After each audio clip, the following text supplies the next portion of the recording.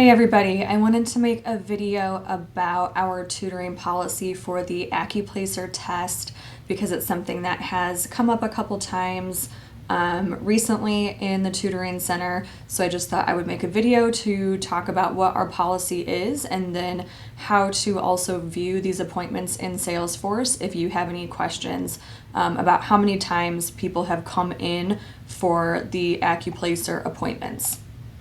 So our official policy, yes, we do have one, is that we offer two tutoring sessions per subject to help students prepare for taking the Accuplacer test. So there is a math Accuplacer test and there is an English Accuplacer test. So that means we offer two prep sessions for math and then two prep sessions for English. Please tell the student the policy when they book their appointment. That way they are aware of this from the very beginning and they are not expecting to have, weeks and weeks worth of prep tutoring appointments with us before they take the Accuplacer. You can tell them this every time they book an appointment. Yep, we do two prep appointments for the Accuplacer, so we can go ahead and get you scheduled for this one. You can even look up and see how many they've had if you want to do that and say, oh yeah, this is your first one for English, so you'll have one more after this, or this is going to be your second one for math, so just to let you know our limit is 2, and then, they will go take the Accuplacer test or whatever their next step is. So I'll show you on the next couple of slides how to look up how many appointments they've had for the Accuplacer. This also works just for appointments in general. So if you would like to look into a certain student you've been meeting with, or if you'd like to see if they've met with other people, you can use this method as well. So to check the number of appointments that the student has had for Accuplacer. So this is just a snip of a calendar view from Salesforce.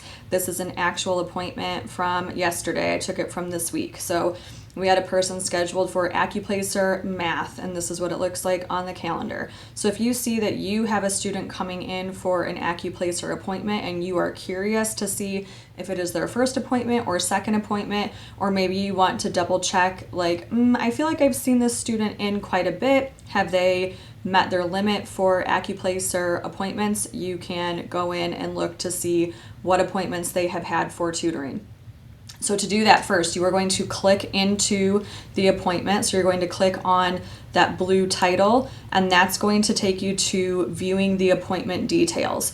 When you are in this view, you can see this person met with Madeline, so I'm using that as our example. Still says Accuplacer math in person with the date and the time.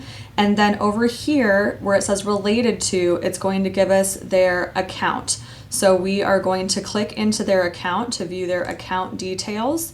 And once we're in their account, we can see on this right-hand side all of the appointments they have had. So this is going to show us tutoring appointments, advising appointments, maybe if they met with career services. So this is also where it's really important to remember that we have a responsibility for confidentiality.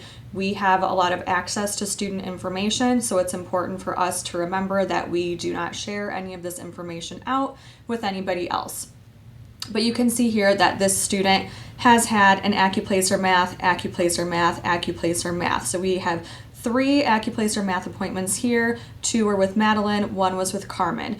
So it can be kind of tricky to keep track of the Accuplacer appointments if they are meeting with different people. You might not know that they've met with somebody else and that they've reached their limit to how many appointments they are allowed to get. It also doesn't show us here in this view if the student actually attended the appointment. So I believe one of them with Madeline was actually a no-show, so that wouldn't really count towards their 2 appointments. So that's something to look into also. If you see that there are multiple, like more than 2 visits for Accuplacer in the same subject, it's a good idea to go in and actually double click or just regular click into these appointments and check the attendance. So if they actually attended all 3 of those, then yes, they are at their limit for coming in for Accuplacer math. If they did not attend all of them, then that's a different conversation. You can also view farther back. So in this view, it only went down to a certain point in October of this year. And so if I wanted to go back and see, well, this person may have come in September or in August for other appointments. Maybe they've been coming in for a long time for Accuplacer. You can go further back to see more of their appointments. So you just scroll down to the bottom of that page and there's a button that says show all activities. And when you click on that, it's going to expand this list and you will be able to see the rest of their activities through, the beginning of this school year is what we would be interested in. It will go back farther than that, but for us, we just want to see the appointments that they've had for this school year. And so when I went back, they did not have any other Accuplacer appointments, so I could see that those were the ones that we needed to focus on for this fall. So I hope that helps. I hope that clears up some information for how we handle Accuplacer in the Tutoring Center. So just to recap, it is 2 appointments per subject for Accuplacer. So 2 for math, 2 for English, and then this is how you can check to see how many appointments they have had so far. Like I said, you can also use this view just to see who they've met with in the past for tutoring and what subjects they have come in for. So if you need that for another purpose, you can do this same method to find that information. Thank you.